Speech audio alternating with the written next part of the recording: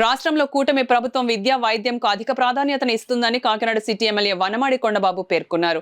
CM సహాయ నిధి సహాయాన్ని కాకినాడ నగరానికి చెందిన 27 మందికి దాదాపు 45 లక్షల రూపాయల చెక్లను బాధిత కుటుంబ సభ్యులకు సిటీ ఎమ్మెల్యే వనమాడి కొండబాబు అందజేశారు. అనారోగ్యంతో బాధపడుతూ వివిధ ఆసుపత్రుల్లో చికిత్స పొందిన పలువురు పేదలకు ముఖ్యమంత్రి సహాయ నిధి సీఎంఆర్ఎఫ్ ద్వారా మంజూరైన ఆర్థిక సహాయ నిధి చెక్లను శుక్రవారం కాకినాడ జగన్నాథపురం ఎమ్మెల్యే క్యాంప్ కార్యాలయంలో బాధిత కుటుంబాలకు పంపిణీ చేశారు.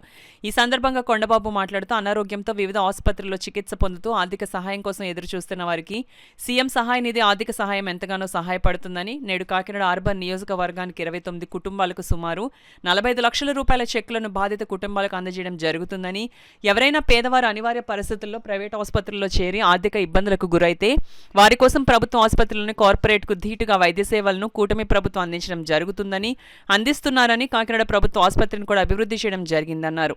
ఈ కార్యక్రమంలో కాకినాడ సిటీ అధ్యక్షుడు మల్లిపూడి వీరు, మాజీ కార్పొరేటర్ ఒమ్మి బాలాజీ, తెలుగుదేశం నాయకులు తుమ్మల రమేష్, గాది శివరామకృష్ణ, పీర్ల లక్ష్మీ ప్రసన్న, మేడిశెట్టి చిన్ని, చొక్కాగిరి, పాలిక నాని, మూగురాజు, గుమ్మల చిన్న, మల్లాడి గంగాధరం, వాసంశెట్టి చిట్టప్ప, నులుకుర్తి మోహన్, అంగాడి దుర్గారావు, రిక్కా సంజీవ్, బుల్లోజు ఉమా, కేలంగి ప్రసాద్, కలిదిండి సురేష్ తదితరులు పాల్గొన్నారు.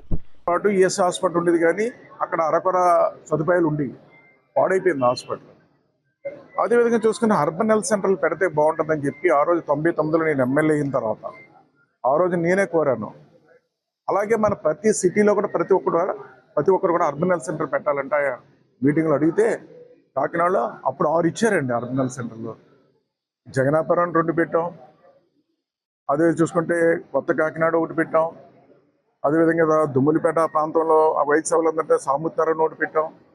ఇలాగ అనేక ప్రాంతాల్లో 6 పెట్టాం.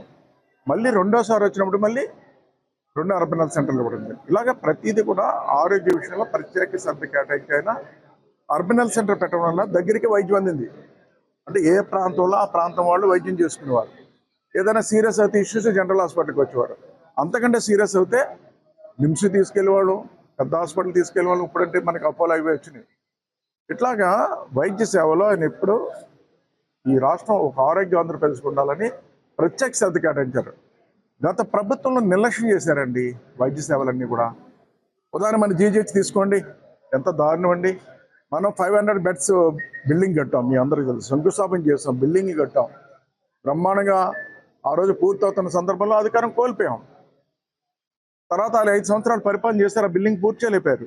ఇప్పుడు మళ్ళీ మనం స్టార్ట్ చేస్తాం, కడుతున్నాం. అలాగా వైద్య రంగాన్ని పూర్తిగా నిర్లక్ష్యం చేశారు.